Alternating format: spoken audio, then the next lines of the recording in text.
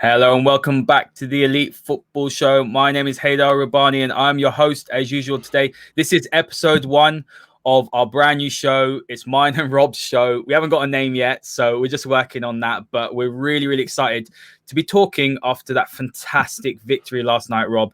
Today is Wednesday and I've woken up feeling absolutely just buzzing because you know what? That's the sort of performance that we've been lacking for seven years. I'd say that's the best performance United have had going away to a big European giant. So Rob, how are you feeling this morning? And welcome back to the podcast. Thank you, Haider. Well, obviously feeling great as a United fan.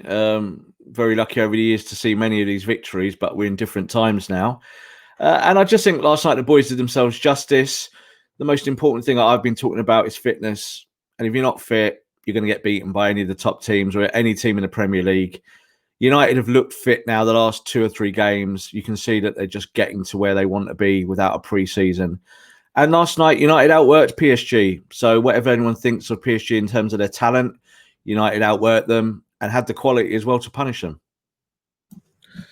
Spot on. Something I saw this morning, someone tweeted out, the 3 highest runners or sort of ground covered was Fred, McTominay, Bruno. And all of them are about over 10K. That shows to me, I mean, we'll go into the break it down tactically in a second, but that shows to me actually that Ollie purposely chose a mobile, I would say probably agile and hardworking midfield to combat PSG, because you looked at the amount of times that Neymar didn't drop back. And I think that was in some ways a difference. The first thing that you have to do as a team, I think, is to work hard. That's the bare minimum. And United did that, didn't they, yesterday? They worked their absolute socks off. And anyone that says they're not playing for the manager, give your head a wobble, right? Well, it's embarrassing, isn't it? I think anyone that kind of claims that and believes that or perpetrates that on social media or their columns are lying. It's kind of as basic as that. It's not what we hear from the football club. And I think last night you saw this Manchester United team who are now just that bit more further on in their fitness that they could carry out the manager's instructions. It was very deliberate, obviously, the formation last night. It was clear what Ole wanted to do. They executed in every area of the pitch. I don't think there was one player that you could say had a bad night. And the whole core of that team was about the central midfield and what they did. Bruno kind of had a much more freer role to link the midfield and the attack. But McTominay and Fred, who, might not be the 2 most talented players in the Manchester United squad, they were the keys last night to victory because they managed to fill those channels and those gaps that maybe other United players wouldn't have filled last night. And I think for Ole, he needed that engine room to kind of really tick last night, and it really did. Yeah, absolutely. Before we move on to the sort of the tactical breakdown, let's talk about this narrative when it comes to Ole Gunnar Solskjaer. So other managers, if they had gone to PSG away and had put that tactical masterclass out there and won in that manner, because I think United were very comfortable yesterday. When it went to 1-1, I did say to my brother, I said, look, if United don't win this, I'll be disappointed, because PSG, although they were a threat in some aspects, United were pretty comfortable the whole game. But Jurgen Klopp, if that was him that went to Paris and done that, and he lost last year, by the way, against PSG, he would be praised in the media. This idea that Ole has no tactics, he's a PE teacher, he's lucky to have the job, is quite frankly ridiculous, isn't it? It's insulting now. It's right now. It's more of an agenda than anything else, isn't it? It's absolutely an agenda and a narrative. The news cycle around Manchester United dictates that any kind of reaction to what's going on at the football club gets hits and clicks. It's very easy to go after Ole Gunnar Solskjaer. He's quite a demure guy in front of the camera. It's not obviously what we hear behind the scenes. We know that he's solid and he's steely with his players. But he doesn't play the game that other managers do in front of the camera, and that leaves him open to attacks. I know that he's not particularly bothered about that, and I think that's the way to be. But ultimately, like you just said there, had Klopp gone to Paris and won in the manner that United won last night, or Guardiola had gone there with City, it would have been towards the manager. People would have said, well, it's because the manager set them up well and got his players playing the right way. I think last night, Ole needs to take a hell of a lot of the credit.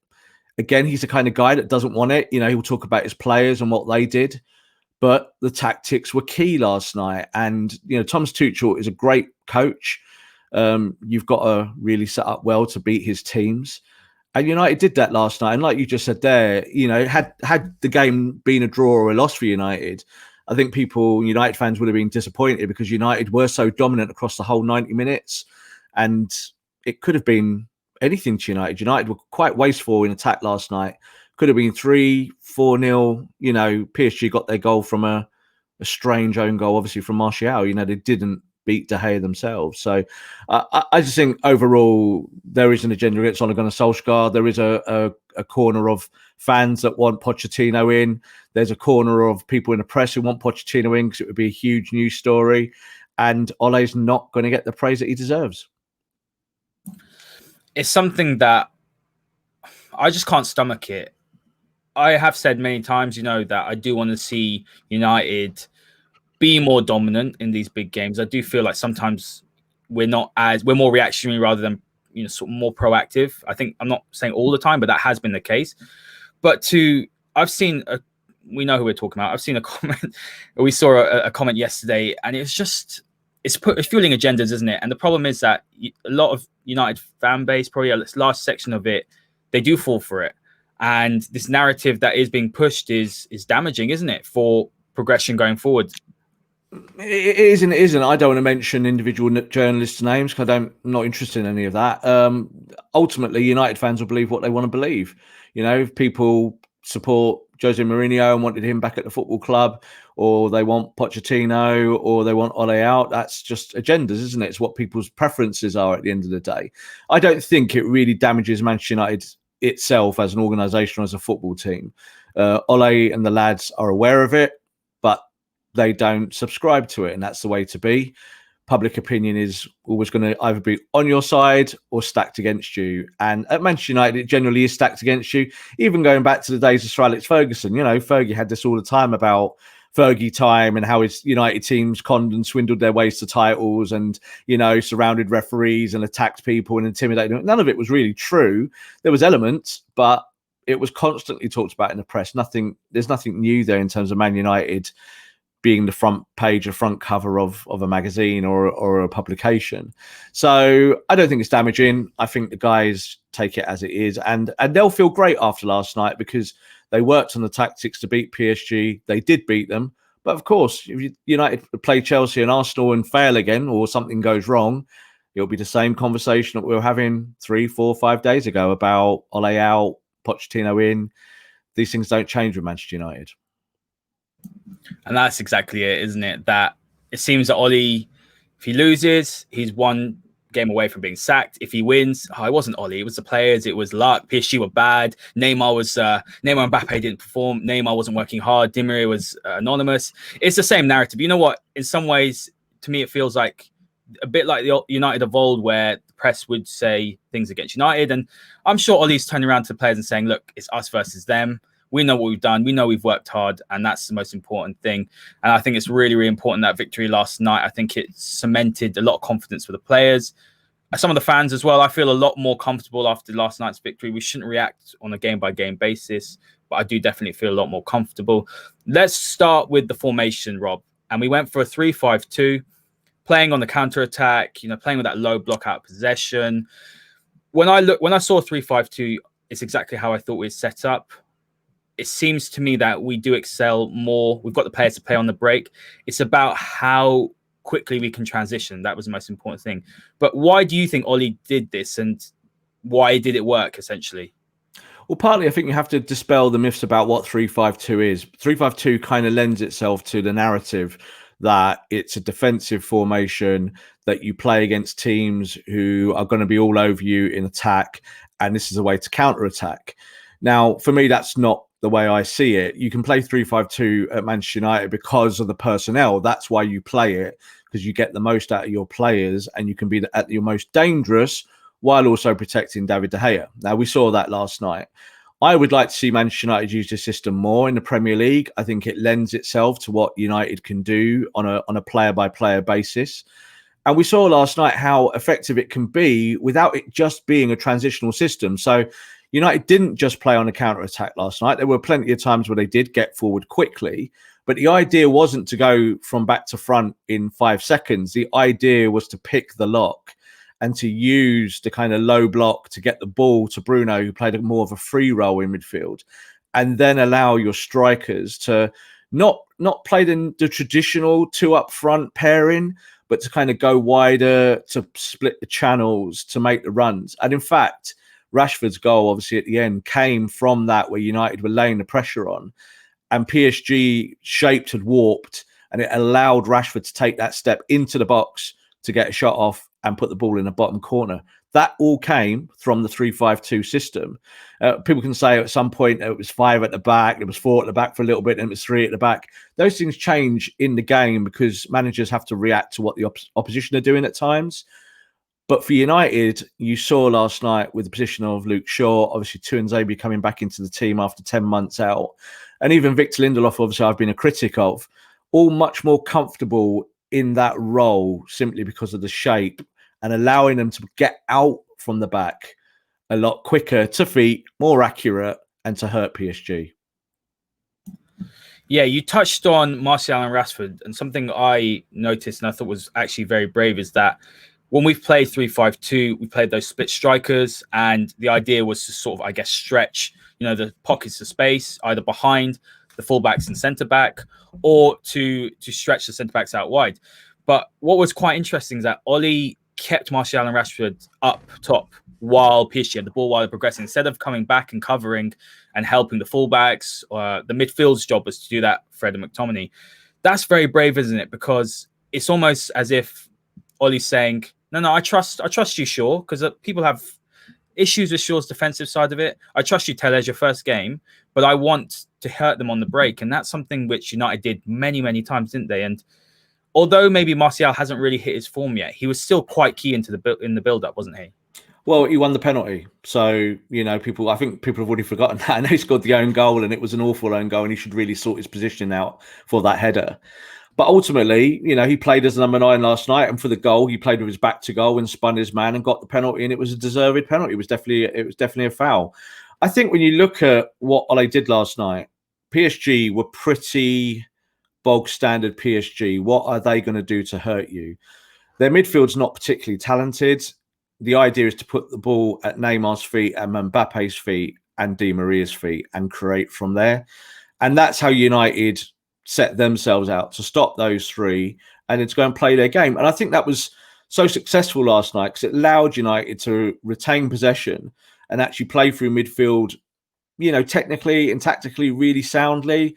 It didn't mean that McTominay and Fred were pressured, but you saw last night, especially with Fred had acres of space to bring that ball out and then give the ball to Bruno in a good position, and then Bruno to kind of feed it onto Rashford or to Martial. So the system worked. It was really well kind of planned out and it was sought out, but it was really in reaction, not just to what PSG do well, but looking at their weaknesses. And their weakness 100% is the central midfield. People can talk about Ander Herrera until they're blue in the face. I know United fans love him. Yeah, but he is a weak link when you set up like that because he's not mobile enough. He can be tenacious, but does he really have the quality to set you off, to get you going? I would say no. I think he's a good worker, but this is why I wasn't too displeased about him leaving United, because the idea is that you go on from there. And I think someone like Bruno links that midfield a lot better than maybe, say, Herrera did if he'd played a similar role. He was a number 10 once upon a time when he was in Spain. It's a role he has played. But for me, the reason why he didn't play that role at United was he probably just wasn't good enough. So, it all worked last night. Everything that Ole set out, players stood up to the challenge. Against an elite attack, could you get a better attack than Mbappe, Neymar, and Di Maria? It's top class, world class attack. And really, De Gea made a few, great saves, but United dealt with them by and large. I think people forget that not long ago, 6-7 weeks ago, they were playing the Champions League final against Bayern. I think that although Bayern overall deserved to win the Champions League last season, I thought PSG were fantastic and they were pretty unlucky, bit wasteful. But you mentioned David De Gea there, and I do want to touch on him quickly, Rob. A player that had, by his very, very high standards, a very poor season last season. I believe he let in 7 mistakes leading to goals or something like that, which is up there with Jordan Pickford. And he's someone that definitely gets slammed by the media. But David De Gea was fantastic last night. There was two key moments for me. One where he commanded his area really, really well. One cross came in and he just... I hadn't seen this from him in a while. He was very confident, went in to take the ball, was, sort of shouting to all the players, telling them where to go. He didn't seem passive. I've seen him passive in the last season. Do you think that the fact that Henderson has come back and Henderson is a player of quality that can challenge David De Gea, do you think that's pushed his performances up? To an extent, I think there was a lot of chat last night on Twitter, people saying, oh, De Gea is back because of Henderson. No, De Gea is back because of De Gea.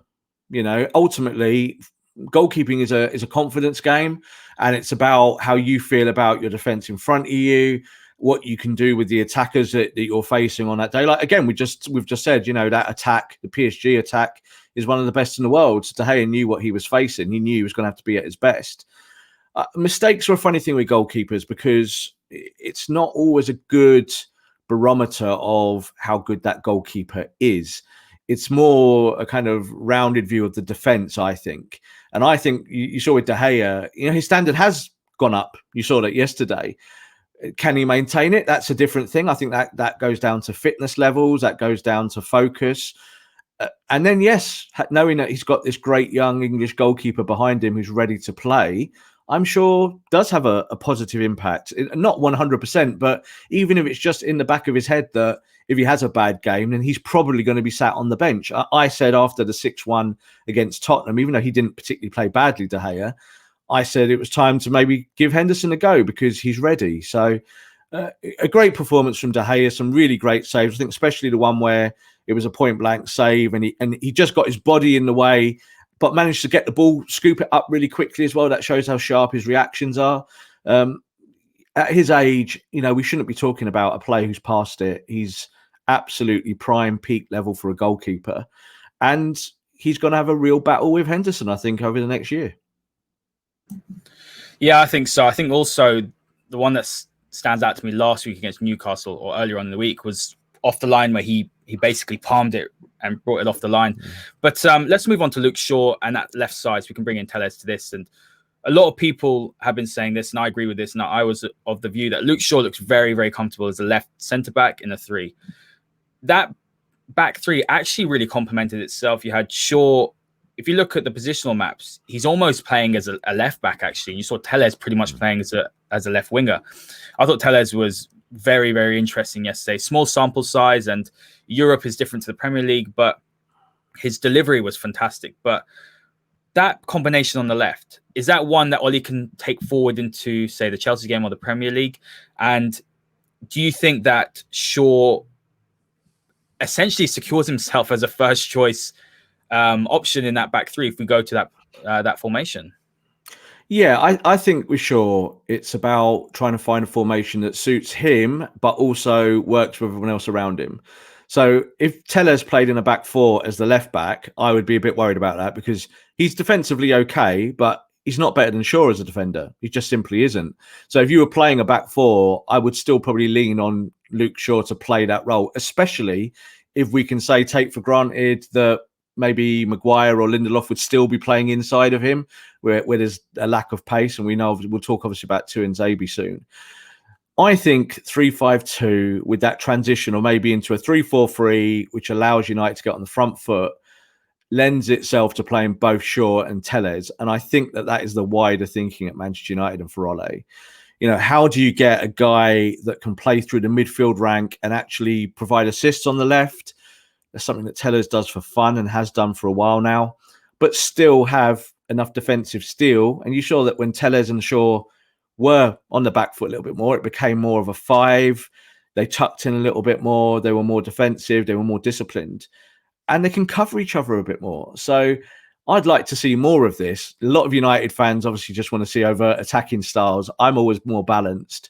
And I think that system of a 3-5-2 with Telles doing it, that was great about with Telles, wasn't it? Last night we saw him getting up and down, no problem, up, then suddenly back to defend, then on the front foot again, sprinting, getting forward. It allows Rashford to come inside more. And we saw that last night, obviously playing for 2. Rashford can't play as a 3 wide across, and be stuck to the left left-hand side touchline and have these big gaps in the attack that United then can't exploit because there's too much space. Telles allows Rashford to go inside. It's just a much nicer shape and much easier to hurt an opponent. Rob, it's all about balance, isn't it? I think this is what football fans forget. I saw someone saying, "Oh yes, let's put Telles at left back," and like you say, anyone that's seen Telles play extensively knows that defensively that side of his game is weak. Almost like Porto is playing like a winger, and he could afford to do that with Porto being so dominant in their league. But looking at that combination, I think what really stands out to me about Shaw is that I think going forward, yes, he has the ability to, when he plays left back, to drive forward, overlap Rashford, but his delivery is just not good enough for me. And as a fullback in the modern game, I want to see more assists. And when Wan-Bissaka is the one who's considered to be less attacking, is probably more effective going forward, I think you've got a problem there. Conversely, then you look at Telles, him playing as left back as well. I'm not sure that works in the Premier League. I think you have the same problems if you've got Maguire as well playing as a left centre back and a 4 with Telles as a left back. You've got the same problems again. Telles looking behind him at Maguire's pace. It also depends who's playing as a centre back with him. But with Shaw, I mean, just talk to me a bit more about how he played, because what I liked about him was that his awareness was brilliant. The amount of times he'd come back and he'd make that last tackle or nod it back to De Gea. That's something that I don't really associate with Shaw as much, his positional awareness. I think when he plays in a 4, he comes far too narrow. He also had the ability, though, to step out of defense with the ball. And he's a good passer of the ball, I think. And I think that was a big bonus for United, because us playing out the back has been a bit of a problem for me with a back 4. But with a back 3, we looked more comfortable, even with 2 midfielders in Scott and McTominay, who aren't necessarily, I would say, the best passers of the ball compared to who we had on the bench. Yeah, and a 3-5-2 lends itself that you can go from back to front with more options. If you're a left centre-back or right centre-back or playing in the middle like Lindelof did last night, if you've got 5 in midfield or 5 pushing up at least, it's easier to play football. Just makes sense because you've got an extra man in midfield. So that's what United did. They made sure that the lines between defence and attack last night were the correct distance, and it allowed the back 3 to play out from the back. And you saw that even from De Gea's feet, it was easier for De Gea to make selections in terms of his passing, whether it's just clipping the ball over the top into midfield or actually just passing it to feet. We always see with United, don't we, with the back 4, that they look rushed. So when the ball goes from De Gea to Maguire to Lindelof in that little triangle, United get blitzed all the time. That's what every team does against them because they're slow. So you have to find a way to counter that. What Luke Shaw does for you, Luke Shaw is a technical player, yeah? And we have to kind of get away from sometimes what we think about a player to what is the truth. Now, Luke Shaw at Southampton as a kid was a technical attacking left fullback with a brilliant cross on him. Manchester United have coached that out of him in successive managers because that's not how those managers wanted to play. Aaron Wan-Bissaka as a kid at Palace was a right winger. He wasn't a fullback. He's a great tackler of the ball. We know what his strengths are, and we saw that last night. I thought he was fantastic in the tackle. But for him, the idea now is to develop him in terms of attacking outlet. Now, I think what one of the pundits said on TV last night was really interesting, kind of comparing him to Trent Alexander-Arnold and saying it's the kind of the two sides of one coin in the fact that Wan-Bissaka is so much better at defending than Trent Alexander-Arnold. But Aaron doesn't need to be Trent to be a successful right back. He just needs to do a little bit more of some things and a little bit less of others. And there was much more coverage around him yesterday. And it meant that he could go forward. So he was getting forward on the right-hand side at times. You've got to remember in the last game, he scored a fantastic goal as well. He showed that if he gets in that channel, he can actually strike the ball in the box. So let's see more of this, not less. I want players to be brave. I want them to go forward. Luke Shaw offers you balance. He gets tons of flack because he's not a fashionable player. He plays in a kind of more conservative style. And I would say that's more down to, the last 3 Manchester United managers. I include Ole in that because I think Ole has tapered him in a way. He's tried to get him going forward. But it's difficult for a player who's done one thing for 2 or 3 or 4 years and then telling him to do something completely opposite. It worked really well with him and Telles. They paired up nicely. You still saw Shaw in the attacking areas as the left centre-back. He was still playing the Luke Shaw way. He was still trying to overlap at times. And that means that United can overload the left, which we haven't been able to do for years because the system hasn't dictated it. So it was impressive by Shaw. I was really happy with his game last night. He covered correctly. He is a good defender. I don't care what anyone says. When he is in that role, he can do the job. And the shape helped him last night, and he fulfilled, his own promise in that system. Yeah, fantastic points, Rob. I just want to draw on the Wan-Bissaka quickly because I actually think I thought he was fantastic last night, especially on the 1v1 tackle.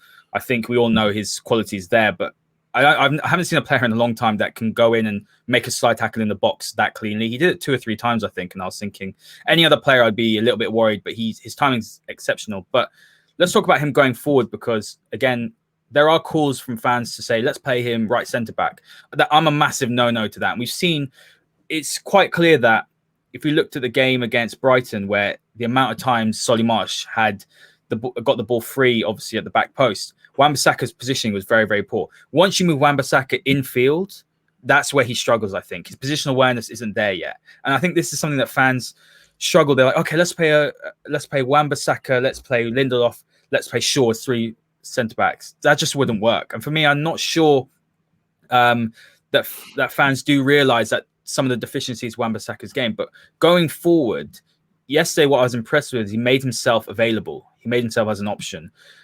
And while his execution isn't always there, he is improving. I don't necessarily think he's poor on the ball. I think it's just the fact that he's unsure what cross to put in. He's unsure whether he gives or he takes the man on. But surely him playing as a wing back will improve this side of his game. Yeah, a wing back system offers him the chance to get forward and actually make mistakes, if you know what I mean. So he can get in the final third and cross the ball. And if he's not, you're not delivering, it's not hurting you, even though you obviously want a great cross from that right-hand side. You want someone to do what Trent Alexander-Arnold does for Liverpool. Wan-Bissaka isn't the centre-back. Being a centre-back, the danger is always behind you, between you and the goalkeeper. That is Wan-Bissaka's weakness, is reading that, either that pass that goes in behind him, or then being able to use his kind of physical attributes to stay on the right side. Now, what you saw yesterday was that on that right-hand side of the back three was Tuanzebe. Why is Tuanzebe great at playing that? And this is why I've been calling for him, obviously, when he's back fit, to play this role. He's quick. He reads the game. He's much, much more adept at following a centre forward than, say, Wan-Bissaka. Wan-Bissaka is good at keeping someone in his outside and using his pace to stay with him and then put a tackle in. But that's not how you deal with a Jamie Vardy. That's not how you deal with strikers you get in behind you. Now, luckily for us last night with PSG, none of the strikers were really that interested in getting behind. What they wanted to do was to face up their defenders and get one-on-one and beat them. And we saw Mbappe do it a couple of times, get shots off. Neymar obviously wanted to do that, come in on his right foot, go back on the left and get a shot off. So it suited United to play the personnel that we did. But if you had Wan-Bissaka on the inside, there's no doubt that they would have exploited that and threaded a pass through and beaten him that way. He's not centre-back. I don't want to see him playing in the centre. It doesn't suit the bigger picture. He isn't a ball player. When he gets the ball to feet, he isn't going to pass that ball out. So even Victor Lindelof, I'm not a great fan of, is much more adept at getting the ball, making a 30-yard pass to feet. And Wan-Bissaka isn't. And it was a better shape last night. But Tuanzebe is obviously the player we're going to talk about very soon. And he was kind of the magic dust, I think, in that United defence last night in terms of a differential, because he brought something very, very different to what we've seen even towards the end of last season and now coming into a new campaign. Just his freshness, his vitality, his youth, but his brain. The boy's got this big brain in his head, and that's what everyone keeps talking about. He's a leader. He really believes that he can go and do that job. And last night he certainly did it. Yeah, let's go on to Tuanzebe before we do mention Tellez. Exactly everything you just said. You've been saying it for a long time. I also have, and we've had a lot of discussions about United's centre-back pairing. Everyone knows the issues. And it's not that Maguire are bad players. Lindelof probably isn't at the required level, but they're not terrible players. But we know that combination's not worked. And you've been saying it for a long time. I've been saying it as well. We needed a centre-back. But actually, I think Ollie knew this, and you've said this before, that we have a player in Tuanzebe, if he can keep fit, who can play that role that we want, that we need that centre-back to play. But what really, really stood out to me is that this is a guy that hasn't played since December last year, hasn't started a game.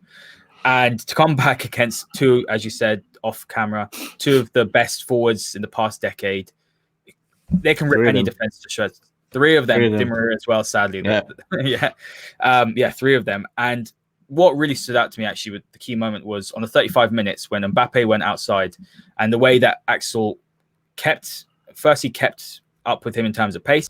Also, the way he muscled him out was fantastic. And then how calm he was, just slotted it back to De Gea and just acted as if it was nothing that fazed him. And I had a quote that I saw and I retweeted, and I think you saw it this morning after the game, where he said, it's a mentality as well, that we're Man United, we're the biggest side, we expect to win.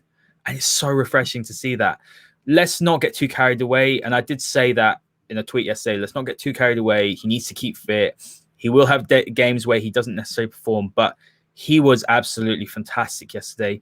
Exactly everything United needed. Now, the question is, I think he can play in a 2 as well. But does Oli revert back to a 2 now that Axel's fit? Or has he found actually a formation with 3 at the back that suits him and some of the other defenders better? I think you need different formations for different tasks. I always believe this. I don't believe that you stick with one and go with it. If you're Pep, you play a certain way, and it doesn't matter whether you win or lose, you're going to play it every week. And I think fans respect that. But I think in the wider football world, you do need different systems. And I think that Ole will revert back to a 4-2-3-1 at times. I think that's his kind of go-to system. And I think there'll be more of a kind of keenness to play a 4-3-3. Now, Cavani's at the football club. It gives you a different option. I think Axel can play in a 2 at the back. He's no problem playing in a partnership. I think he's the kind of ideal partner for Maguire. Maguire is still my preference over Lindelof because I think Maguire is the bigger football talent. People might say that he's equally as slow or has made as many mistakes. And we know, obviously, his private life has been all over the newspapers, and I think that has hurt him. But I still think that he's a leader. I think he's the right guy to wear the armband at the moment.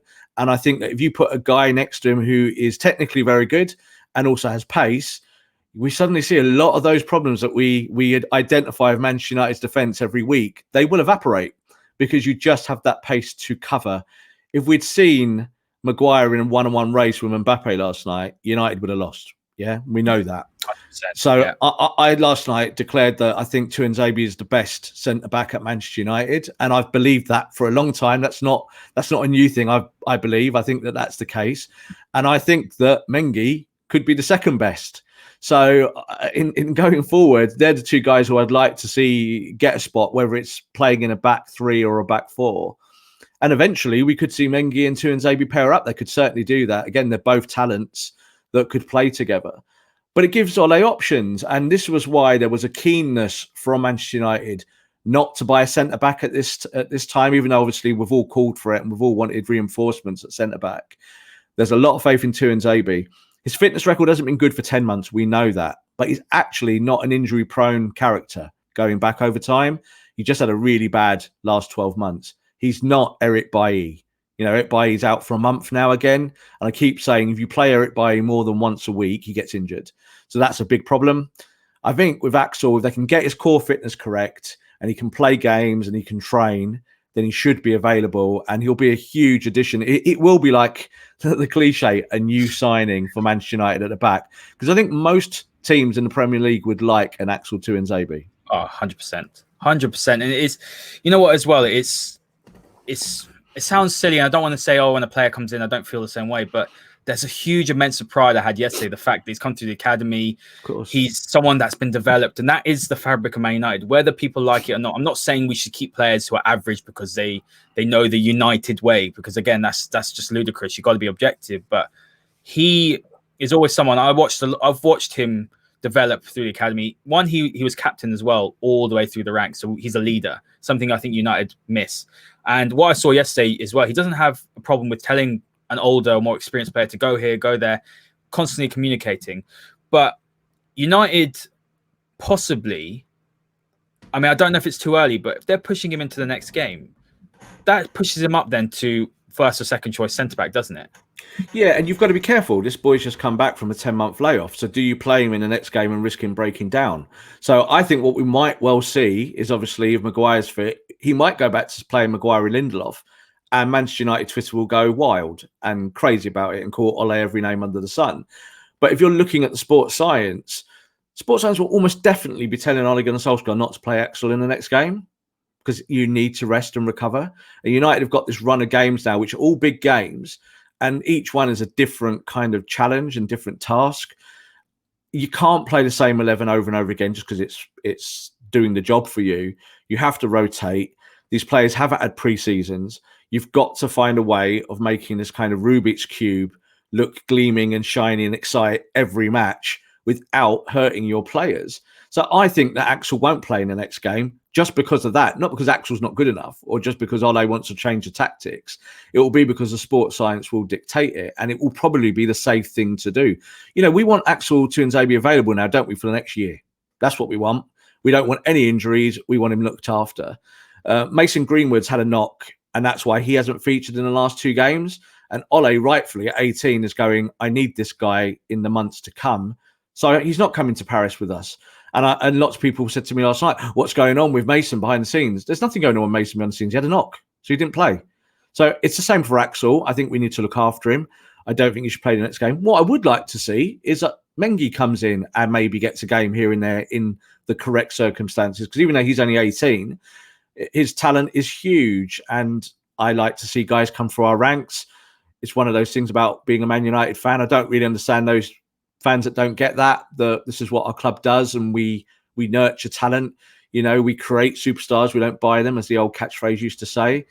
And exactly. It does feel better. You know, Marcus scoring last night, I know a lot of people go, oh, he gets off because he's Mancunian and all of this. Well, maybe to an extent, but last night Marcus Rashford, despite having a particularly poor finishing night, put that ball in the net, and that's all you're going to remember in years to come. Yeah, exactly. I completely agree with that, and I do feel a more sense of pride. As you said, the academy is the fabric of the club, and that's how it should be, and that should never ever change.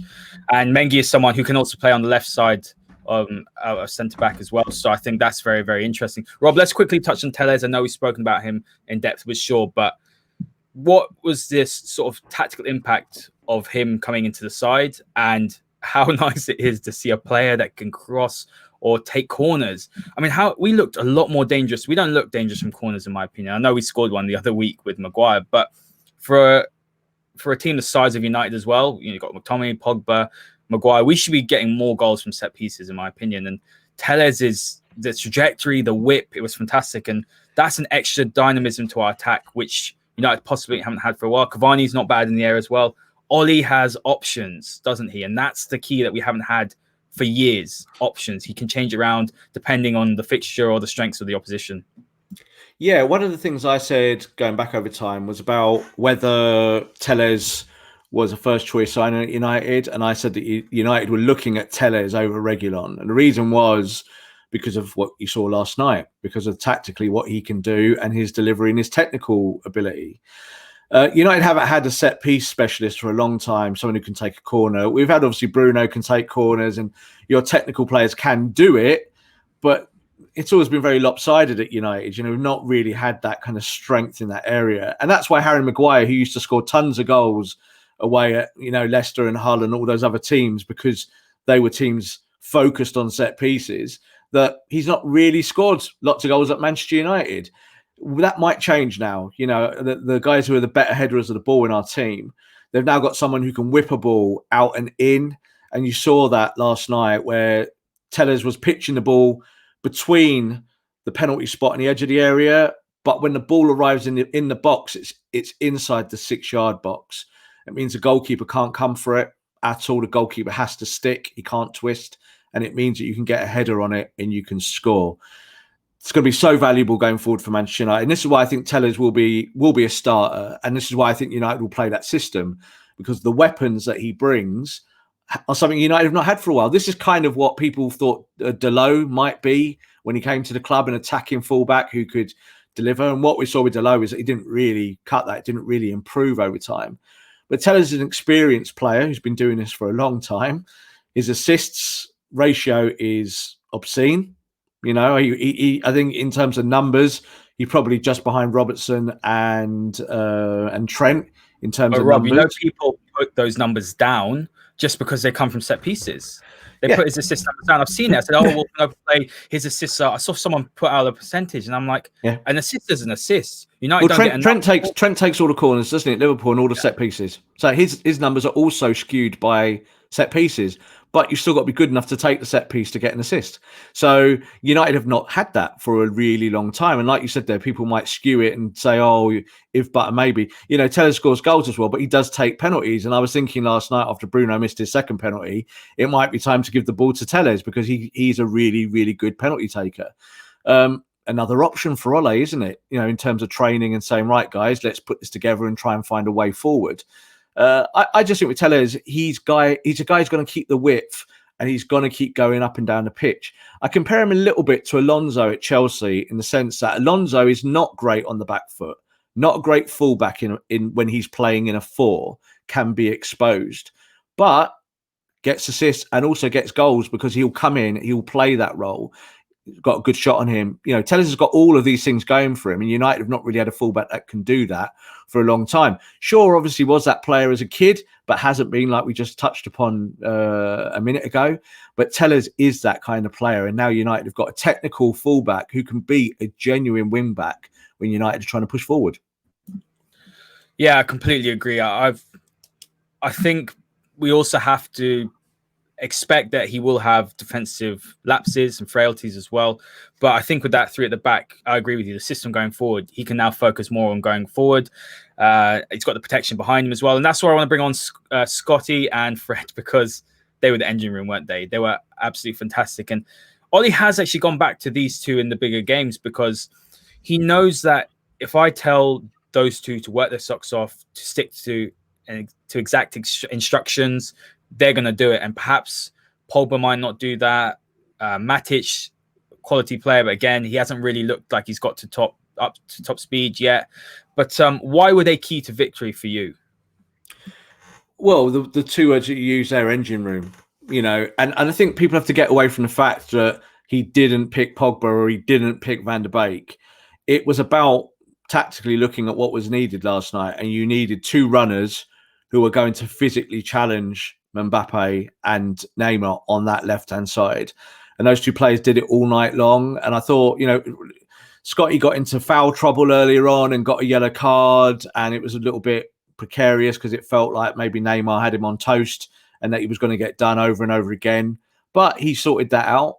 But for me, Fred really kind of had his best game, I think, in a Man United shirt. We've seen him do this before in a kind of workman role. But what was more impressive was the way that he was kind of picking the ball up on the edge of the defence and setting off attacks, getting the ball into Bruno quickly.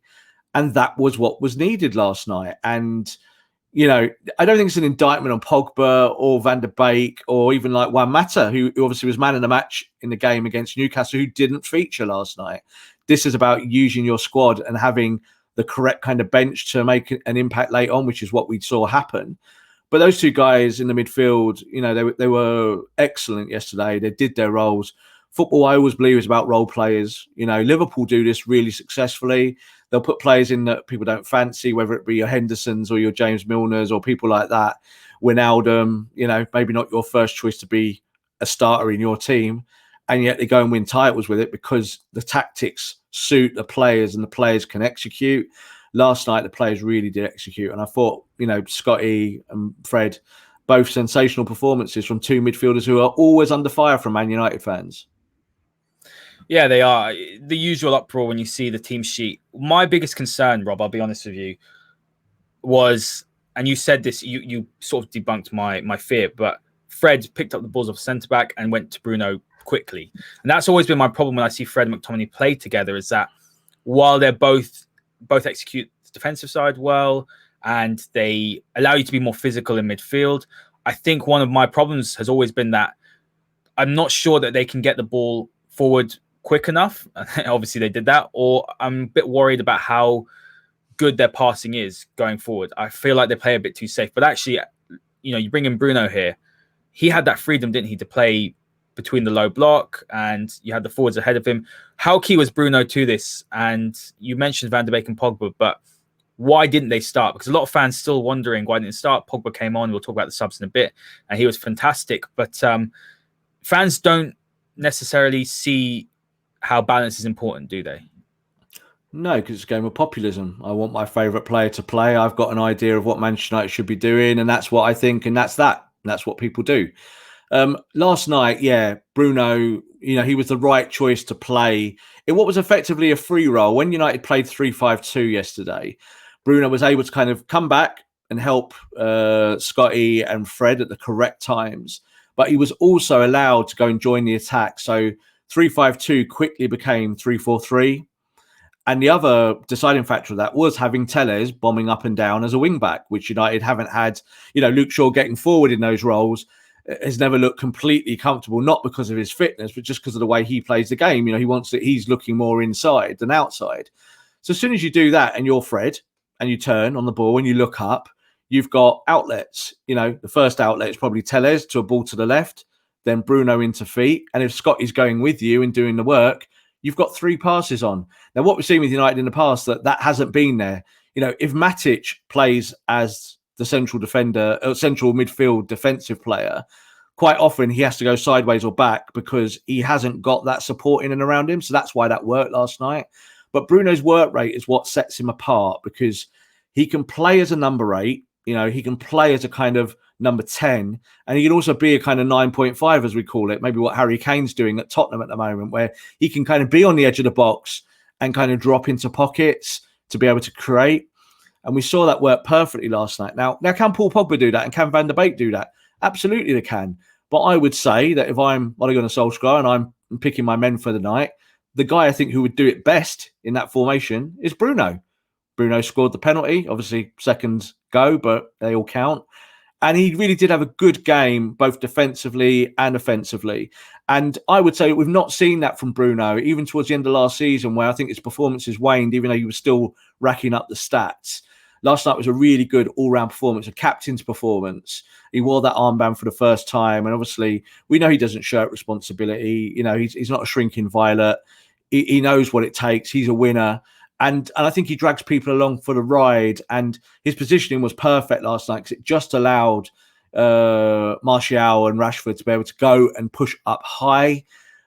But if you've got workers in the middle as well, you can really impact an opponent. And that's what happened last night.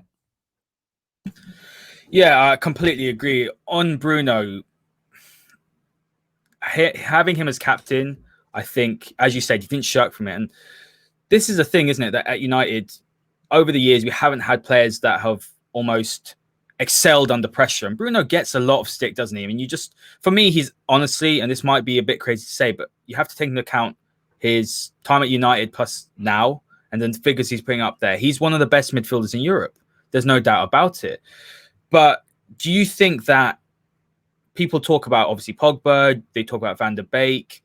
How is Ole going to start playing them all? Well, probably not all together. How's Ole going to start bringing more creative players in? Because I think where Ole has done well is that, yes, setting them up as we did yesterday, work hard, and then let those more of attacking players do the job. But fans want to see Pogba in there. They want to see maybe a bit more of an expansive style in the bigger games. Do you think that's possible with Pogba and Bruno playing in the same team? Because there are people that think they can't. We've seen they can. But I think yesterday worked purely because of the way that, if you look at the positional maps, the way that McTominay and Fred almost doubled up on Mbappe and Neymar, because Mbappe and Neymar came and played across on the left. So Pogba wouldn't have done that, would he? And I spoke to someone yesterday, and he said if Pogba had played, United would have lost that game from the start. I'm not too sure about that. I think that's a little bit unfair, but we do want to see Pogba and Bruno together. And can we see that in the big games with this formation? Pogba would have done it. It's just that Pogba might have not done it as well as Scott McTominay. Everyone's got different skills. Do we think that Scott McTominay can do what Paul Pogba can do? No. So I do think that sometimes people are trying to fit, squares into circles and one thing or another, and trying to kind of find methods in the madness and all of these things. Sometimes it's a little bit more simple than that.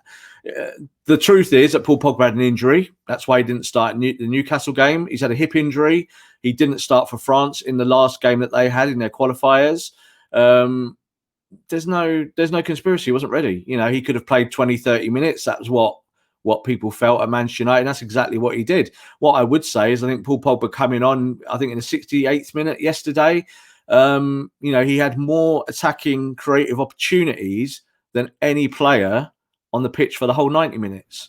And he got the assist. That tells you what, so that he got the assist at the end, and you actually saw, people look at that assist and they might not think it's much, but again, it was the correct pass to Marcus to be able to make him have that little bit of extra space as he came into the box. That came from Pogba. So people can diss Paul Pogba as much as they want, and that's fine. But he knows what his job is. I think last night was a correct tactical selection for Ole. He made sure that he had runners in there.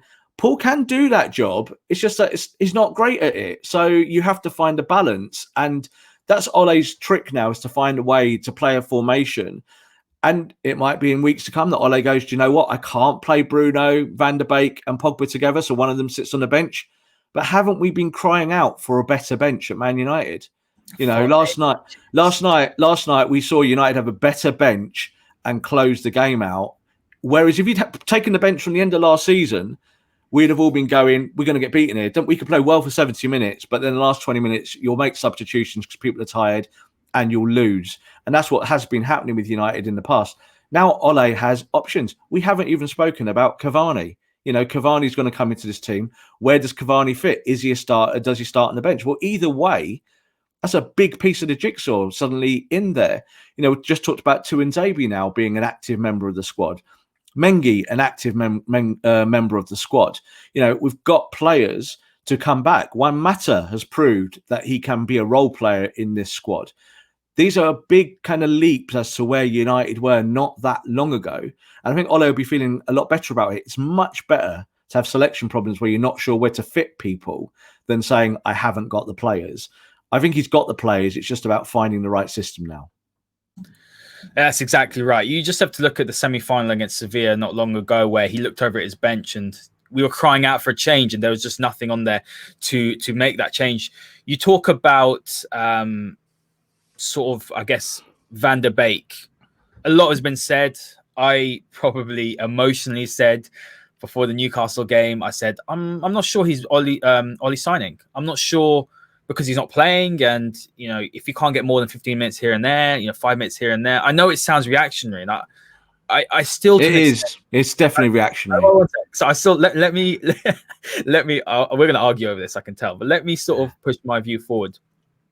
We all know that he wanted Jack Grealish. Okay, I'm not saying he didn't want Van der Beek. He called Van der Beek up, and obviously he told him how he was going to play him. I know it's 5 games in, but what I'm puzzled with, and I know he hasn't played since March, but he definitely deserves more than a 5 minute here, 15 minutes there. I'm not saying that Ole doesn't want him, but it does sort of concern me, because I think that if he's not going to play in, this game, he didn't play last week against Newcastle. We've got Chelsea on the weekend. He might play, but I can't see him starting against Chelsea. Maybe against Leipzig, he might start. Arsenal, I don't see him starting. So that's nearly 2 months in. We can talk about easing him in slowly. You talk about the analytics, obviously, in training, where Ole knows who's performing and who's not, who's playing to their level, who's training hard. But I'm not sure that he was Ole's first choice, and I'm not sure Ole fancies him as much to say a Bruno. You know, Telles slotted straight in. I know we've got more options at attacking midfield, but yeah, for me, I just think that's a signing that we took up because the option was there. But I'm not sure that Ole is necessarily as high on Van der Beek as we are. The flip side is that we've all built Van der Beek up so badly that when he does start, if he plays badly, there's just going to be a Twitter uproar again. Van der Beek is Ole Gunnar Solskjaer's signing. Yeah? He didn't want Jack Grealish, right? That's why United didn't go after Jack Grealish, because Ole Gunnar Solskjaer didn't want him. So that's the bottom dollar. There's no doubt there was more value in the transfer for Van der Beek, obviously the price they got him at, than Jack Grealish. That does play a factor in it. But Van der Beek was Ole Gunnar Solskjaer's choice to come to the football club. And the reason why Van der Beek came to the football club was because of his discussions with Ole. So I think like you kind of debunked your own kind of stuff there by saying, oh, you know, it is only 5 games in. Yeah, it is only 5 games in. You know, give them all a break. You can only pick 11 players. You know, United have just beaten Newcastle and beaten PSG. This want and need to see players play because we think they should play is not how football works. It doesn't work like that. You have to pick the players that you think are the right players for the job that day and for that game. And it's not a smart on the quality that Van der Beek brings, or whether he's wanted or not wanted. He was absolutely wanted. He knows he's wanted. He doesn't, you know, he's not going to be happy sat on the bench. But the whole idea of a football club with competitive players fighting for places is that you play on merit. And Ole's not looking at Van der Beek and going, oh, I don't want to play you. He's going, this player needs to play today. That's why I'm playing him. If we played Van der Beek yesterday, like you just said there, and say lost the game 5-0, You know, everyone would have said Van der Beek's terrible signing. You should have bought Jack Grealish. If Jack Grealish had signed for Man United and lost yesterday, everyone would say, "No, Jack Grealish is a terrible player." It's rubbish at the end of the day. All of this is nonsense and fluff, and we have to kind of get away from it. There's no doubt in my mind that Van der Beek will play a vital role in the campaign this season. He'll play plenty of games. He's going to end up being in the starting lineup, I think, at some point. But it's 5 games in. You answered your own question. Stop worrying about stuff you can't worry about. And this is what I say to United fans all the time.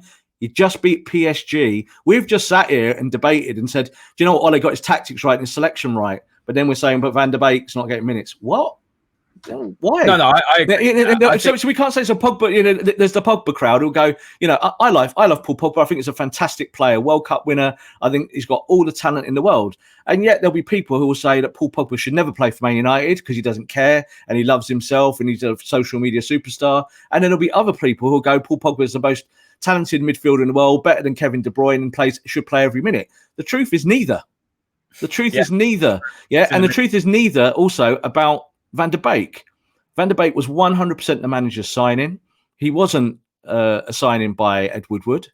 Ole signed off every transfer that Manchester United have had. I think the one transfer in this window that we've had that maybe was left field was Cavani, but Cavani came to the football club after being touted by United 6 or 7 weeks before he signed. And who was the guy that convinced him to come? It wasn't Ed Woodward. It was the manager. So the manager got the signings he wanted. And that's why I said the other day, Ole's now got to prove it. He might not be the signings that United fans wanted, but Ole got a good set of players in. You know, we've not even seen Palestri yet. Palestri could be a huge wild card, could come in. You know, we look at Diallo's coming in January. What January? He comes in and he's a world-class right-sided forward. We don't know. We have to wait. And if we're going to take things on 5 games, then we're just as reactionary as the Twitter crowd, aren't we? You know, and if we want to be like that, then, you know, we can't moan about them either, can we? We can't kind of moan when we see these tweets and think that fans are being reactionary. Everyone wants their place. So I want Van der Beek to start. I think it's a great talent. I think it's brilliant at Ajax. But he does also still sit on the bench for Holland. You know, he's not a starter at Holland. He sits on the bench. He's a guy who is still relatively young and, you know, he's experienced in the Champions League. But that's why United added him, because he'll add value over time. And what if Bruno breaks his leg tomorrow? Yeah, Bruno breaks his leg tomorrow. Van der Beek plays his role and plays it well. This is why you have your strength in your squad, in your depth. You don't moan because you can only fit 11 players on a pitch. Yeah, no, I do agree. You might need him at some point, and it's fine to have him on the bench. In 20 games' time, if he hasn't started, then we can kind of say, right, well, what's going on here? But there will be games that he'll start. I wouldn't start him in the next game. I wouldn't. Not at the moment. Not when United are. Not when things are clicking, and you kind of go, oh yeah, you know. I'd probably see Mata come back in, who really had a huge influence in the Newcastle game. That might be a better fit. However, you know, if Bruno stubs his toe in training tomorrow, you have to decide who plays that role in the system. And it probably would be then Van der Beek. Patience. The voice of reason has spoken. No, I agree with that. Let's move on to the forwards. Martial and Rashford. I thought they worked their socks off last night. And although Martial hasn't really hit top form yet, like you said, pivotal in the penalty, I like the idea of them both playing more centrally together. I like the idea of them playing more of a 2 up top. I think that's where Martial excels. I wouldn't say he's a traditional striker playing on the last man. And I think his link up play is brilliant. You know, both players took up those non-traditional roles to stretch PSG's defense, open up, you know, the final third. But something I want to talk about is Rashford. And I did tweet this, that I think he was wasteful last night. And that's not me being negative. I think you have to also be objective on how he did play. At the highest level, you can't really miss too many chances. But is that you can see that he has got a fantastic mentality. He's obviously a fantastic talent. To score that goal the way he did, that was a world-class finish, Rob. Absolutely world-class finish. I think that some people need to remember as well that he did have a very, very bad injury. But are we starting to see more of, you know, I guess, the Marcus Rashford of old? And does he excel as well, not necessarily playing on the left of a 3, playing up top with Martial and being able to play a little bit more centrally. Because I wouldn't say he's a central striker either. I don't think we have, apart from Cavani, I think he's the only, I would say, out-and-out striker apart from Igalo in the squad. Yeah, it's a funny one with number 9s and strikers and kind of trying to apply old principles to new money. You know, you look at City and how Liverpool play, no one's really a number 9. No one's really a striker, yet they're very dangerous in attack. You know, it's about how you make it work. And in a 3-5-2, it allows Martial to come from the number 9 central position, go left and bring it on his right foot, which he likes. And it allows Rashford to kind of play in the channel a little bit more. And as I said, I think in a 3 up top, he gets lost on the left wing and ends up, you know, playing as a kind of, you know, where Ryan Giggs would be treading the boards normally. And you don't want that in a kind of 3 up top. You know, you look at Mason, and Mason plays that role a lot better, I think, coming from the right-hand side onto his left foot and being dangerous. So last night, yeah, I agree. I think Rashford was wasteful, but who cares? You know, he got the chance when it mattered and buried it. And that's what matters. In football, it's about being able to retrospectively look at what happened in the game, but look at the up marks as well as the down ones. And Rashford, I think, was wasteful at times. I think Martial was wasteful at times. I think Bruno was wasteful at times. But it's about the greater good. And the way he took that ball from Pogba, one touch into the box and put it in the bottom corner as emphatically as he did, that's not a player who's got confidence issues, is it? That's a player who wants it. He wants the magic moment. And that's what Manchester United is all about, is being able to produce at the vital moment. That goal was perfectly timed. As soon as that goes in, the game's over. You know, PSG are beaten. They're heartbroken. You know, there's no way they're coming back from it. I think the other side of it is with Marcus, with the injury that you just mentioned, you know, hairline fracture of the back. That was definitely affecting him at the end of last season. It was definitely affecting him at the start of this season. But I think you saw in the Newcastle game, fitness levels were much better from him. He's one of those guys that plays almost every minute for United. He very rarely comes off. But I thought last night after half time, he looked knackered. Yeah, in that first 20 minutes, he was huffing and puffing, and every ball that went to his feet, he couldn't keep up. And I thought he was going to come off. I really didn't know he'd get through it. However, the last 10 minutes, he found the strengths, the reserves, and this is why he plays. This is why Ole puts trust in him. And in the magic moment, you put the ball at Rashford's feet on the edge of the box. There's not a goalkeeper in the world that wants to face that. No one saves that last night. World-class finish, well-deserved. The boy's a hero. He knows it. He's playing for the club that he loves. We love him because of that. There is that connection between fans and players. And he's one of those guys that we love because he epitomises what Manchester United is all about. And he's just a fantastic person off the pitch as well, which is another reason. I know we just judge, obviously, it's about what they do on the pitch, but fantastic person and a real role model. I completely agree. Let's talk about the subs, Rob. And again, there was an uproar on Twitter. Tellez coming off. I think that was the right decision.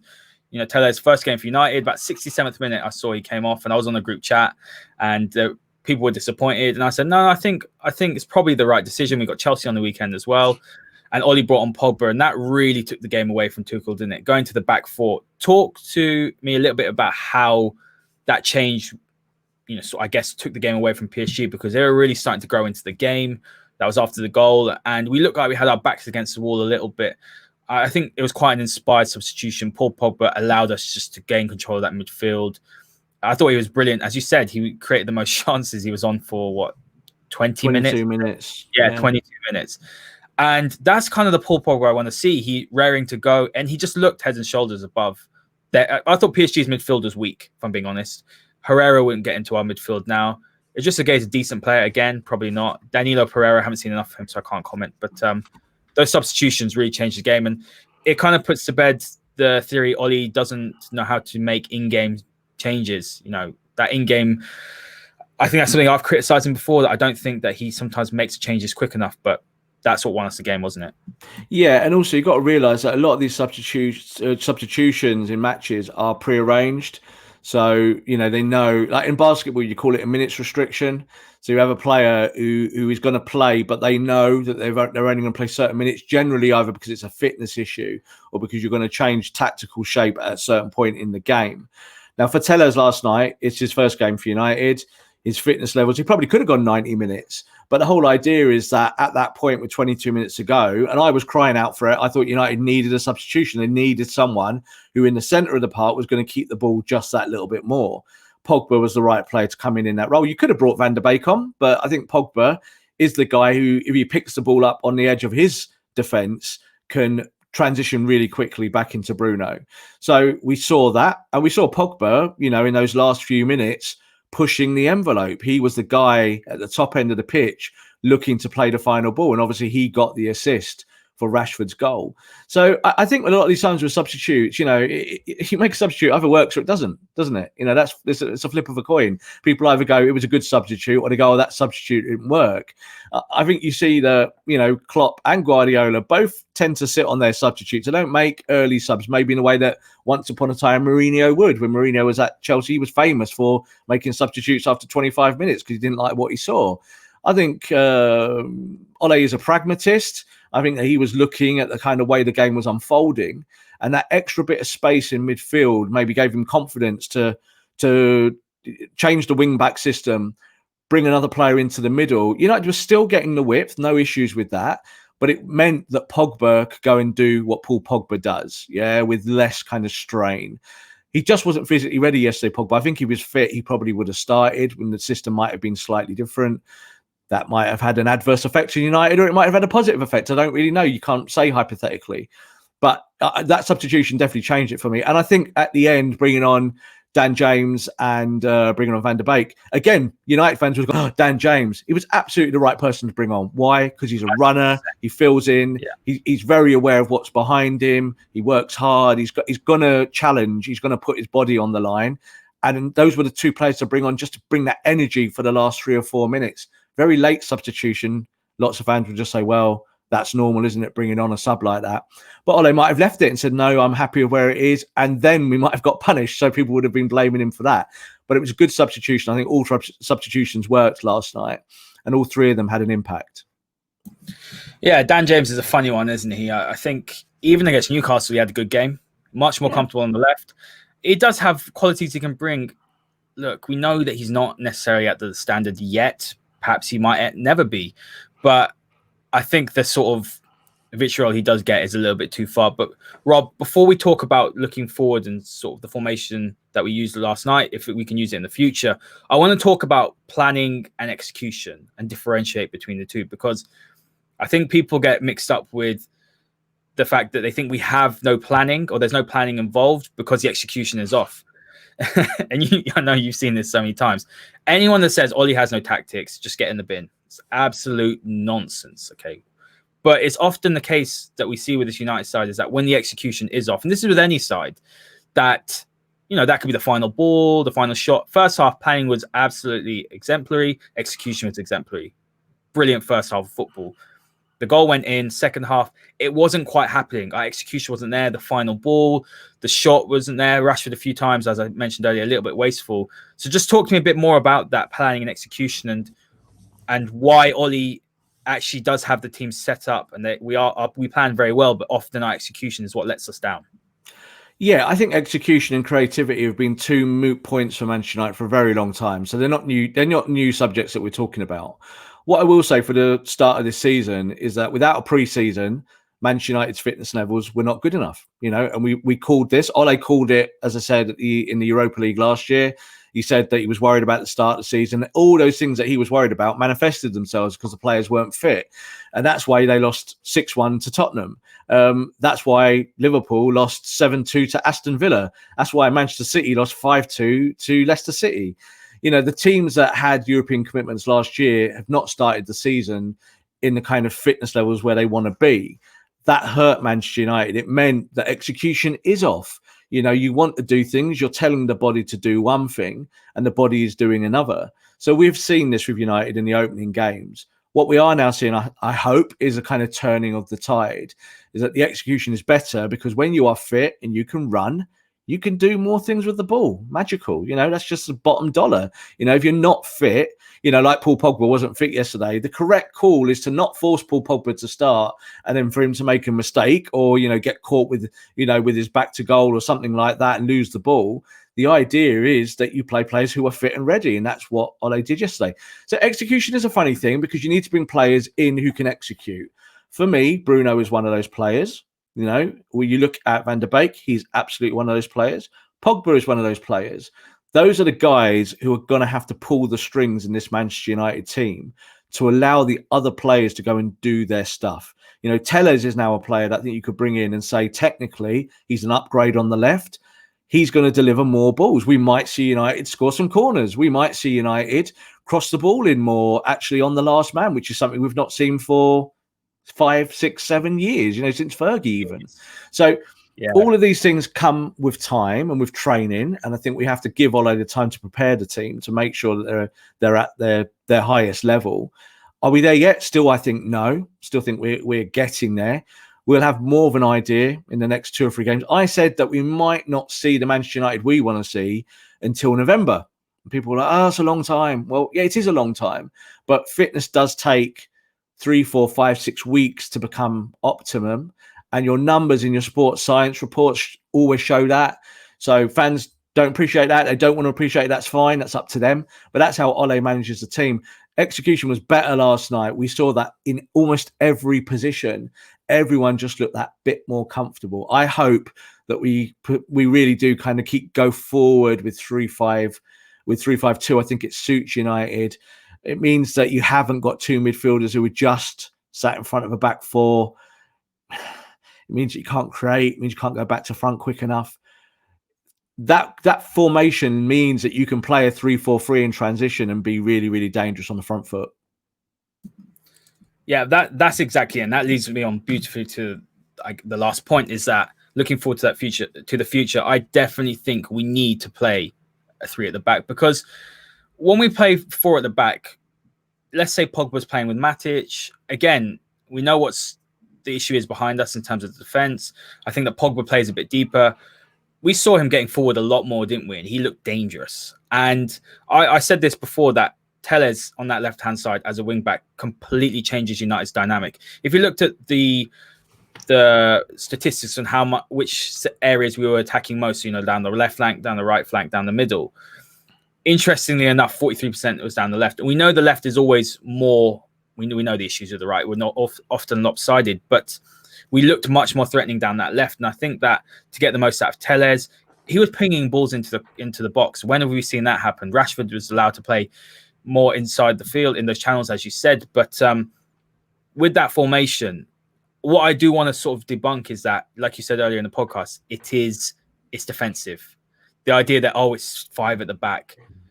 Look, Telles was playing as a winger. We've seen that on the position maps. So going forward, how would you go towards Chelsea? I mean, would you keep the same formation and the same team, or would you be looking to make a few more changes, or do you think Ole will make a few more changes? I think he'll make changes simply because his games are all clustered together quite aggressively, and you need to find ways of getting the best out of your squad. So I think Ole now believes he has options. You might see Cavani make an appearance, you know, a shock debut to kind of mix it up a little bit. Mason's got a knock. That's why he's not featured in the last 2, but it's described as not serious. So he could be back for that. Ole has got chances to mess with the system if he feels he has to. I would like to see 5-3-2 because, or 3-5-2, because that's effectively what it is. But it allows you to play 5-3-2 if you've got a creative attack that you need to go and deal with. And that's the beauty and the flexibility of that system. People would think of, 5 at the back as being a hugely defensive thing, but it still means you've got 5 at the front. Yeah. If you're going to sit deep, it's a very balanced system. It means you can play between the lines really, really quickly and get the ball either into feet or go a little bit longer and play the ball down into the channels. If you're running Marcus Rashford or Martial or even Mason, it's not great. Defenders don't want to do that. They don't want the game to be stretched. Defenders never want the ball in behind them. So that system allows you to do that. It's not a destructive system. It's not a low block in the way that Mourinho plays a low block. It's completely different. It is effectively, I would say, a 3-4-3 system, which allows the wing backs. So in this case, you'd have Telles bombing on, but then Wan-Bissaka actually has more coverage behind him. If he wants to actually commit himself to be able to get into the box or get down the wing to get a ball into the box, he's got that opportunity. So I think it's a system that I'd like to see United build on. I think 4-2-3-1 is okay for certain teams, and United could play it against teams outside the top 10, still dominate the ball, dominate possession, score goals and win games. But I think that 3-5, so again, you kind of, I'm saying the formation, but it's not actually what I'm thinking. It starts with a 3 at the back, but it means you can build through the midfield and get the ball up top really, really quickly and exploit all of that space that having an extra man in midfield allows you. And like you highlighted there, Pogba fits that system, because then Pogba's not just sat 5 yards in front of Harry Maguire. Yeah, he's not sat 5 yards in front of Lindelof coming and picking the ball up there. It also means that you don't have to play Matic, who's technically inferior to a lot of the guys now in the midfield. He's a great stopper. He can get in there. He can kind of block paths and intercept and do all those defensive duties, but he's not particularly a progressive player, whereas someone like Fred is more progressive. So you've got options. Van der Beek can play as a 6. People are kind of say, oh, he is an attacking player. He is, that's his preference. Do you think he can play as a 6? He'd be much more comfortable, or he'd be comfortable playing as a 6 in a system where he's got 3 behind him rather than if he's got 2 behind him. Right. He's not as physically as aggressive as Scott McTominay, so last night. And he's probably slightly less busy than Fred, but he's still pretty aggressive and pretty busy. So it's not that he couldn't play either of those 2 roles. It's just that on the matchups, you might say, right, Scotty, I want you to sacrifice yourself tonight because I want you to go after Neymar. It might be that Scott McTominay is better physically built to do that job than Van der Beek. Now, it doesn't mean that Van der Beek can't do it in matches. It means that you just have to look at the matchup that day. And if United play Burnley and Burnley play with a flat back 4 and 4 in midfield, you might say, do you know what? This is the game where Van der Beek plays as a 6 and Van der Beek can progress the ball through midfield because he can pass the ball. A lot of people said to me before, they went, oh, Van der Beek's not actually a great passer of the ball. He's actually a hell of a lot better than what we've had for the last 2 or 3 years. He can play that ball. You saw with the Newcastle goal where he was the guy who played a 1-2 with Bruno and set the attack off. Totally. So technically, he could play the role, and United can still play that formation by just swapping players in and out. Just looking at the opponent, I think sometimes you do have to do it. Look at the opponent and think that your system fits it. United will go back to playing 4-2-3-1 at times, no doubt about it. Well, I think that's an inevitability. But I would like to see United play 4-3-3 one day. That's the system that if you get it right, you can win titles and championships with that system. And 5-3-2 actually is a kind of, on the front foot can be a 4-3-3. It can transition very, very quickly and very fluidly without a lot of movement around, without players kind of wildly having to change their positions. And you can hurt opponents and you can play to your strengths. This system fits United. That's I'm convinced of that. All the ton of technical work that I've looked at and how they're trying to set up. It doesn't matter whether you're playing Premier League, Champions League, FA Cup, whatever. Play systems that fit your team and fit your players. You've got Tellez, Palestri, I think in a 5-3-2. You could play Palestri as one of the strikers playing off, or you can play him central, or you can play him to the right of a 3. It doesn't mean that just because he's a bit smaller and he maybe isn't experienced. We've all heard about how tenacious he is and that he likes to tackle. He's only little, but he likes to kick people. I'm all right with that. They're tough in Uruguay, as we know. Totally. He's not around. Again, not shrinking violet. So I think Ole's got a lot more options. We're in a better position than we were at the start of the transfer window, now that the transfer window has closed. And United have got another transfer window in January. So if it's a case that the defence collapse again and you need to go and compete with Liverpool for Upamecano, and that's what you have to do, then you have to go and do that. But I think the pieces are there. And I think tactically, I certainly have more faith in Ole than I think a lot of United fans do, who are obviously hot on Poch and want Pochettino at the football club. I don't think Pochettino does much different last night, really. I think he probably says very similar system and tells the players to do something very similar. And, do we get anything revolutionary out of that? No. Yeah, fantastic points. There's 3 I want to sort of bring up. The first one is Antonio Conte played this so well the year that he won the title at Chelsea, that 3-5-2. And the game that sticks out for me is that one when they went away to Chelsea, 3-1 to Chelsea against City. Sorry, they went away to City. Fantastic, so entertaining, and it can be an entertaining brand of football. It isn't a low block, and that's the thing that I thought yesterday was really entertaining. I love that. Maybe I prefer perhaps that organization. I think that was fascinating last night, and it's probably the most organized I've seen us. And that in itself, and that's why a lot of people do like maybe Simeone or Jose. Obviously, we were more attacking yesterday, but I thought that was excellent, and it's showing that we have different ways to play. That, like you said, there's options. The second point is Edinson Cavani is going to be a very, very interesting prospect now. I mean, I want to ask you, where do you think he fits in? I forgot my third point, so we'll just go with this one, Rob, on Cavani. That's okay. Yeah, I think Cavani is an interesting option. It's good that you kind of mentioned Conte's Chelsea there, because Conte started off with a flat back four. Yeah, that's how he tried it, and they won a couple of games. I covered Chelsea extensively that season, so I watched it all unfold. And you could see that they had holes at the back with a four, and he immediately kind of went to what looked like a 5 at the back, but effectively was a 3-4-3, allowing, his forwards to kind of come and get the ball a bit deeper in midfield and run at the opponents. And it worked perfectly. And Chelsea went obviously on this huge long run, and it went from being the 6th best team in the league the season before, 5th or wherever they were, to winning the title. Now, I'm not saying Man United can do that this year. What I'm saying is that, have you got the pieces to play it? Now, that's where you bring in Cavani. So where can Cavani play? Either in a 5-3-2, a 4-3-3, or in a 4-2-3-1. That's all the formations under the sun. Cavani can play, and we've seen this at PSG because he's done it really successfully there, to the left of any attack. So if you're playing with 2 up top, like United played last night, Cavani can go and play in the left-hand channel where Martial was last night, bring the ball in and dribble at players. He's good enough to do that. In a 3 up top, where United have played that, consistently, kind of a 2-3-4-1, you can either play Cavani as the centre forward, or you can make him drop deeper and play in the 3 behind, which means you wouldn't play Rashford on the left as well. Obviously, Rashford plays in that system.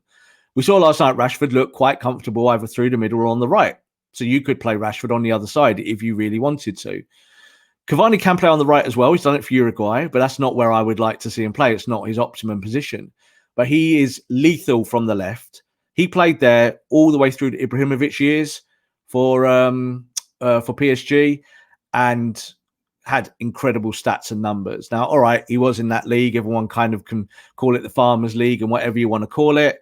But he scored goals. He got assists. His numbers are incredible. 200 goals in 300 games for PSG.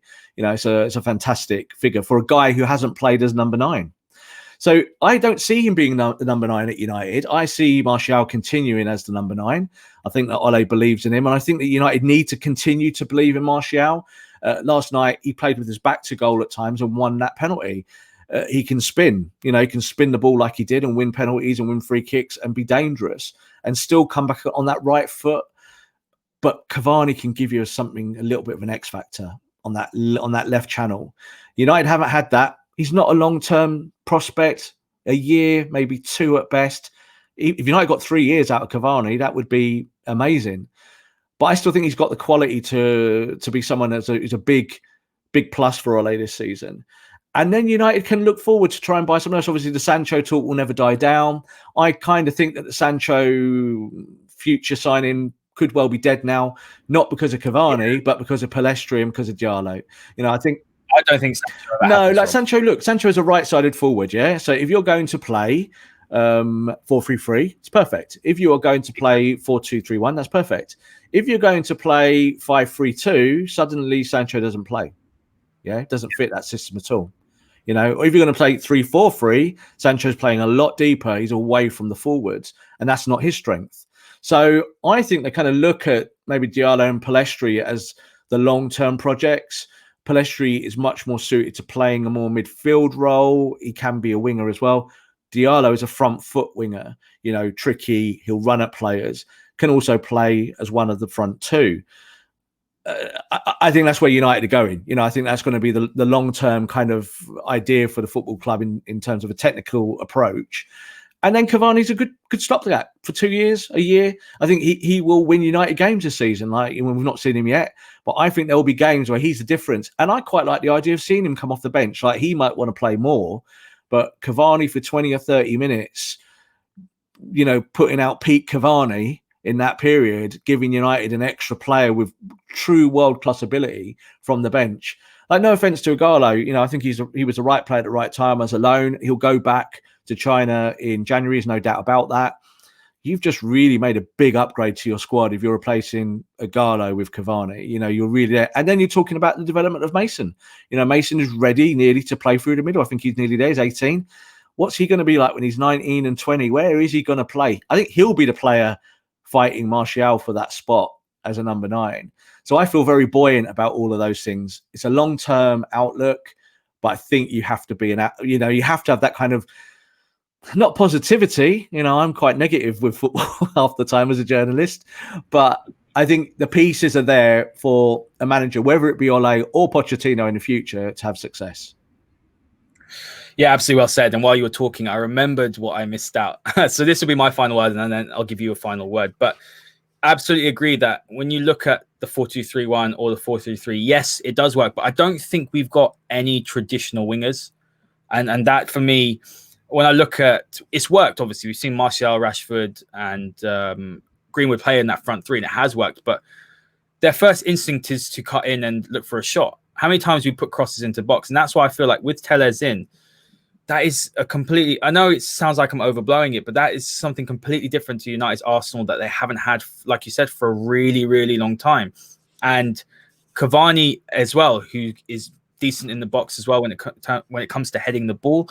I think United have just added an extra dimension to their attack. And I think that's something which we've got, well, I suppose we've got a really exciting thing to look forward to, I think. I mean, that's my final word, Rob. What is your final word on the whole, I guess, the situation and the options we now have? Yeah, look, you know, which top team plays with wingers anymore? No one. No one plays with wingers. You know, the job of the fullback is to now add the width, the length to get forward and to have the quality. I wrote a piece about 5 or 6 years ago, and I think I said this to you before, about how fullbacks were the new wingers. And I got a ton of heat for it. And people were like, no, wingers are always going to be wingers. Who are wingers anymore? I can't even name you one. I'm trying to think. They're inside forwards now, aren't they? Really? Sorry, what was that? As inside forwards. They're inside forwards. They play in the channel, so they don't go and hug the touchline. This is why I criticise Rashford when he plays on the left of a free. He's kind of treading Ryan Giggs' old footsteps on the touchline. Now, if you can beat a guy on the outside, great, but generally, you beat the guy on the outside now through different means. You don't run past them. You work through the channel. You play through the lines. That's how you get forward. That's how Trent is so good. That's why Robertson is so good. Their starting position is very, very different to where Ryan Giggs started or what you would call a traditional winger. David Beckham played on the right for United. He wasn't a traditional winger. He kind of played as a more midfield style, deeper role because he could cross the ball from deep and whip it in. The modern Manchester United side shouldn't be trying to look at old principles playing of wingmanship. Those days are gone. It's over. Yeah. Let's forget about 4-4-2. Let's forget about that kind of width. Width is a new thing now. Telles is the right player to do that on the left-hand side. Time will tell if Wan-Bissaka is the right player to do it on the right. We know defensively he's very good, but he's got to be the winger that he once was as an 18-year-old at Palace and start being able to give deliveries on the right-hand side that he hasn't done at United yet. A little kind of smell of what he could do in the last game. He ran the channel, took a touch into the box, found the top corner. That's great. You know, that's a great sign of a guy who knows what his job is and that he has to have an influence at the top end of the pitch. My last word on it is this. I think United have got the players to play the correct formations now. And a lot of it's on Ole's shoulders. And I always say this, you know, I'm not Ole in, I'm not Ole out. It's about making judgments on what you can see. You're only as good as your last game, which is the biggest football cliche ever, but so true. Manchester United just beat PSG 2-1 in the Champions League away from home, and they did it easy, really easy. They worked hard, but the game plan was simple, and they did it and they executed it, and they could have won the game 3-0, 4-0, 5-0. Neymar, Mbappe, none of them really got close to beating De Gea. De Gea had to make some good saves. But like Ole said afterwards, when you come to places like that, you expect that. You expect that your goalkeeper has to make a save or 2 or 3. Nothing wrong with that. And I saw obviously some journalists were saying, it wasn't particularly a tactical masterclass because De Gea had to do this and Tuanzebe had to be world class or blah blah blah. No, sorry.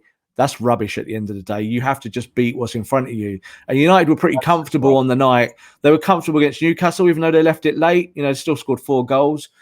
They would go into the Chelsea game confident in their own abilities and also confident in their fitness. That's another massive key thing where you look around, and I think in those first games, they were all very aware that they weren't fit. And you could see that worry throughout the defence, whether it be Maguire at the back or Lindelof, all the way through. I think that will start to evaporate a little bit more now as they have more confidence in each other and in their actual physical attributes. And the new players, I think, are going to have a little bit of a pop. I think Tellers will be good in the Premier League. I think Cavani will be good in the Premier League.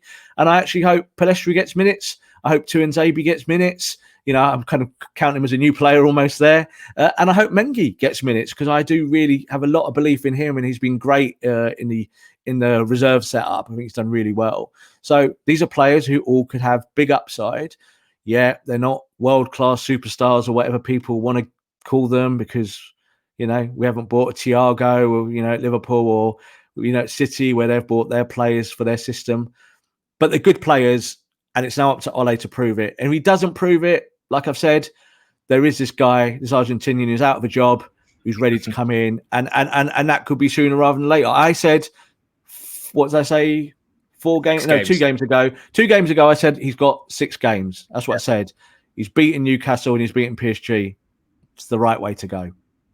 Yeah, I do agree with you. And I remember when we sat down and yes, we all get emotional. And I will admit, I get emotional as well. Rob knows this. We do plenty of podcasts. Sometimes I have an emotional view here and there. But United made the right decision. Fitness is improving. Let's say in 6 games' time, we aren't hitting the results that we need to, then the change will be made. But Rob, thank you very much for joining me. Can I just say before you go, I get emotional as well, right? When Rashford made those passes 2 or 3 times last night, I was punching the table. It's not that we don't get emotional. You're not allowed to be emotional. I was seething when he made those mistakes in the second half yesterday. We're all fans at the end of the day, but you've also got to be able to look at things in the cold light of day and sometimes go, well, do you know what? That bit of emotion wasn't right. I just got, I lost it at that point. Players are the same as us. They get emotional and they make mistakes. Luke Shaw runs back and decides to hack someone down because at that moment his head's not on. We just have to sometimes assess it all with a little bit more of a broad palette and just be a bit calmer and say, right, hang on, football is football. We know things go wrong. We know things go right. But credit when it's due as well. And I think Ole Gunnar Solskjaer deserves credit for what we saw last night. And that's a great way to end our very first show. Rob and Haider, we haven't actually got a name for it yet, but we will have one by the next time that we do this. Rob, thank you very much for joining me. I really enjoyed that today, breaking that down. I hope the listeners did as well. And to all listeners, make sure you hit the like button, hit the subscribe button. As you can see, if you're watching this on YouTube, we've got the new third kit overlay now on the podcast. Make sure you check out audio as well on Spotify and Apple Podcasts. Just type in Elite Football Show and it should come up. Please subscribe to that as well because we were pushing all of our content audio. So thank you very much to all listeners and we will see you